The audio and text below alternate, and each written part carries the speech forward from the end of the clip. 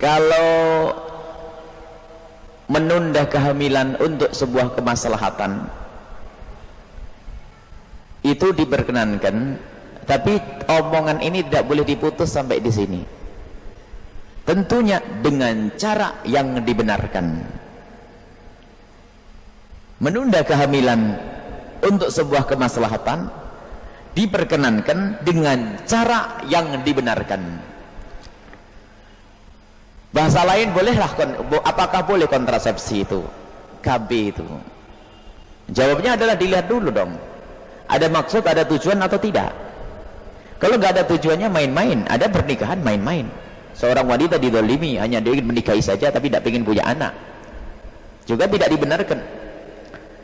Jadi kalau ada orang ingin menunda kehamilan, ternyata harus ada kesepakatan. Seorang suami misalnya, aku tidak ingin kau hamil dulu, tapi sang istri harus setuju dong. Maka caranya ini harus dengan cara yang benar. Mohon maaf, cara yang paling benar adalah pernah ada pada zaman Rasul, namanya azl, mengeluarkan air mani di luar rahim. Dan ini harus ada kesepakatan sang suami dan sang istri. Tidak boleh egois seorang suami hanya karena ada suami zalim, mentang-mentang dia sudah punya anak, kemudian dia mohon maaf, mungkin ada yang nikah lagi dengan yang kedua, tidak ingin punya anak, atau mungkin karena macam-macam, ada kedoliban-kedoliban itu mungkin saja, sehingga istri itu tidak punya anak. Maka kesepakatan ini penting. Kemudian setelah itu bolehlah mohon maaf pakai yang namanya kondom, karena ini tidak ada sangkut pautnya dengan orang lain, atau dengan menghitung hari-hari subur dan hari-hari tidak subur. Kemudian setelah itu obat, jika tidak berbahaya buat orang yang meminumnya. Akan tapi ada obat-obat yang bisa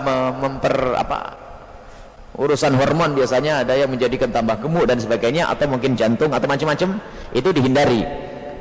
Setelah itu, setelah obat-obat, baru yang lainnya. Yang mutlak diharamkan adalah yang menjadikan seorang wanita tidak bisa dibuai dan seorang laki-laki tidak bisa membuai, atau mungkin bahasa medisnya vasektomi, tubektomi, tidak tahu, masih ada istilah baru lagi katanya.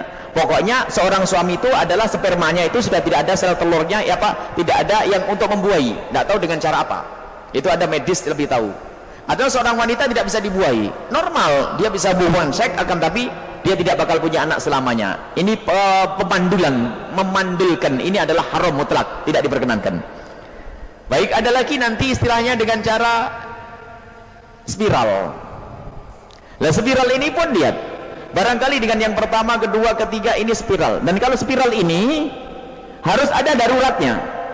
Misalnya seorang wanita ini tidak bisa hamil lagi karena sakit, atau ada sebagian wanita yang memang dikatakan dokter ini mohon agar tidak hamil lagi, maka boleh dia mengambil spiral ini.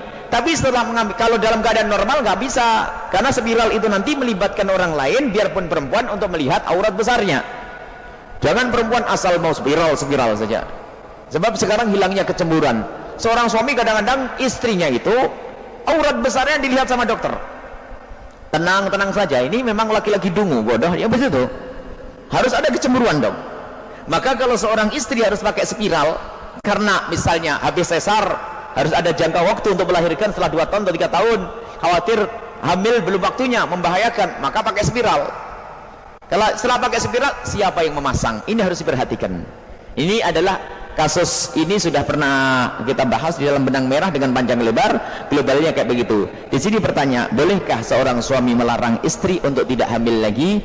Maka dilihat kepentingannya kayak apa. Kalau hanya main-main, itu zalim sang suami.